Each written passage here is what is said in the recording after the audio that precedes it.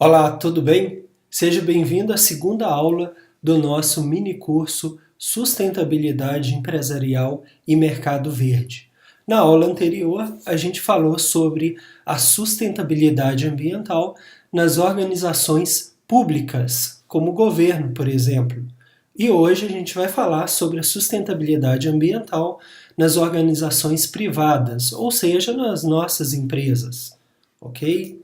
Bom, da mesma forma que a gente fez na aula anterior, uh, quais são os objetivos de uma empresa, né, entendidos como uma organização privada? Bom, a busca de matérias-primas, né, então vão buscar na natureza, a preferência que deveria haver por matérias-primas renováveis. Pensando em termos de meio ambiente, as empresas deveriam buscar energias limpas, cuidado com resíduos, com a água, com a energia utilizada, a matéria-prima, e um trabalho também que deveria ser feito de responsabilidade socioambiental, ok? Então algumas atividades da empresa que têm uma relação direta com a sustentabilidade. Mas por que as empresas são responsáveis pelo meio ambiente? Então a gente já viu que as pessoas, nós somos responsáveis pelo meio ambiente, o governo tem a sua parcela de culpa, né, e de responsabilidade, e também as empresas são, porque a maior parte de quase tudo que existe aí na nossa sociedade é feito por meio das empresas, das organizações privadas. Então, muitas vezes, esse trabalho delas não é bem feito. Por exemplo, quando a busca dos recursos que ela precisa, da matéria-prima para fabricar os seus produtos, quando é feito de uso de forma irracional. Então a gente tem aqui a extração, por exemplo, de minérios, isso vai gerar um impacto ambiental negativo muito grande. Então são florestas que serão retiradas, uma erosão no solo, a questão da água utilizada, e muitas vezes a empresa retira aquilo lá, mas depois que acaba a atividade, depois que acaba a matéria-prima, a empresa não faz a recuperação, ou quando faz, não é feita da forma que deveria ser feito. Então, o uso irracional dos recursos é um dos primeiros pontos, né? Como segundo, além disso também, da questão da matéria-prima, né, do minério que a gente colocou, aqui tem um exemplo das árvores. Então, desmatamento vai provocar uma erosão, vai provocar a questão da água que vai faltar na região e também desequilíbrios naquele clima. Muitas vezes as árvores vão ser derrubadas para o plantio de culturas agrícolas, né? E muitas vezes vão ser utilizados também para pastagens. Tá? Mas existem, no caso, por exemplo, do Brasil, muitas áreas que poderiam ser utilizadas para esses dois fins aqui que a gente está vendo e que não necessitariam de derrubada de árvores. E isso aí vai gerando uma série de consequências, o empobrecimento do solo, né, a poluição de rios, de cursos d'água, né, de lagos, vai afugentar também a fauna, né, os animais que estiverem ali, muitos vão morrer, e no final das contas provocando também um aquecimento global. Além de fazer esse trabalho de busca de recursos naturais de forma irracional, as empresas não bastassem fazer o que elas fazem, elas também poluem o meio ambiente. Então vocês veem aqui, né, as chaminés aí expelindo a fumaça, aqui também jogando, contaminando os rios próximos. A gente viu na aula anterior falando de Cubatão e das cidades, poluição dos rios, matando os peixes, aqui os lixões, que não são só as empresas responsáveis, mas nós nas cidades também.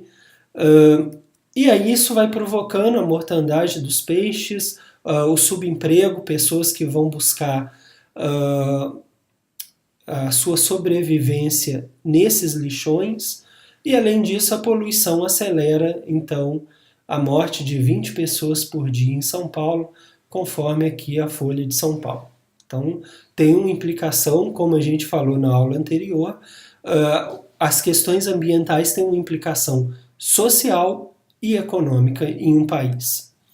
Mas é importante que vocês lembrem o seguinte, que a empresa ela tem um lado negro e nós, consumidores, também temos um lado negro. Busquei isso aqui de duas referências, tá? Do Journal of Consumer Research e desse outro livro aqui, desse outro jornal aqui, do Bag et al.